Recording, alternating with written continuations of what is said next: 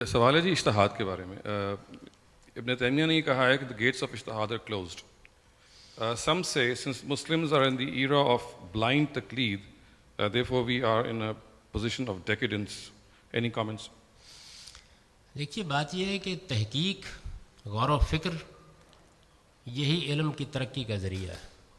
یہ تحقیق طبعی علوم میں، جن کو آپ سائنسی علوم کہتے ہیں، ان میں بھی ہوتی رہنی چاہیے. اگر ارسطو کے بعد لوگ یہ فیصلہ کر لیتے، اور 1000 سال تک خیر لوگوں نے فیصلہ کیے رکھا کہ ہم غور نہیں کریں گے.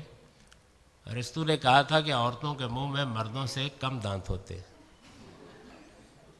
اور کسی نے کبھی عورت کا منہ کھول کے نہیں دیکھا کہ واقعی ایسا ہوتا ہے. 1000 سال کے بعد لوگوں کو خیال ہوا کہ گن کے دیکھ تو لیں، تو معلوم ہوا پورے ہی تھے. If not more. تو اس وجہ سے علم کا راستہ ہی یہ ہے کہ آپ اجتہاد کریں، آپ تحقیق کریں، آپ ہر تعبیر کا جائزہ لیں. مسلمانوں کے ہاں یہ جو جمود پیدا ہوا ہے، یہ مسلمانوں کو لے ڈوبا ہے. یعنی ہمارے ہاں تحقیق، غور و فکر، اس کا دروازہ بند کرنے ہی سے زوال ہوا ہے.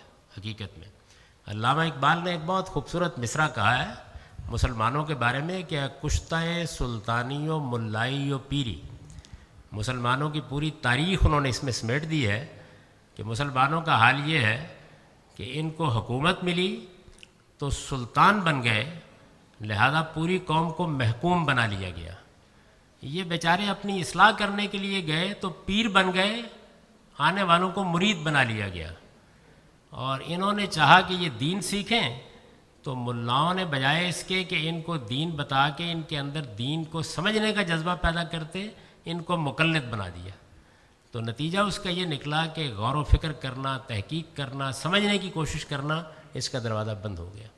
یہ دروازہ کھولنا ضروری ہے. اور جب تک ہم دین کے معاملے میں، دنیاوی علوم کے معاملے میں سوال نہیں کرنے دیں گے، غور و فکر کا راستہ نہیں کھولیں گے، اس وقت تک علم آگے نہیں بڑھے گا. علم کے معاملے میں یہ بات سمجھ لیجئے، جیسے میں نے آپ کو مثال دی ہے کہ اگر 1000 سال تک بھی آپ مشاہدہ نہیں کریں گے تو ایک نہایت ہی غیر معقول بات کو مانتے رہیں گے. تو اس کے بعد جب دنیا نے دروازہ کھولا تو نیوٹن، آئنسٹائن، دنیا کی نئی دنیا ایک پیدا ہونی شروع ہو گئی.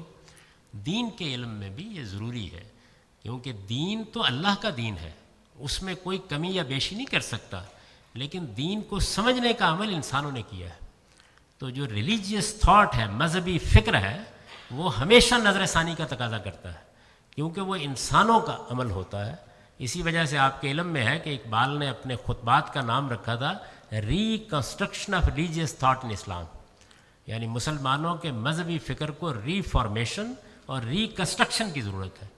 تو یہ تو ایک ناگزیر کام ہے، ہوا اور پانی کی طرح ہماری ضرورت ہے، اور میں نے اسی کام کو انجام دینے کی کوشش کی.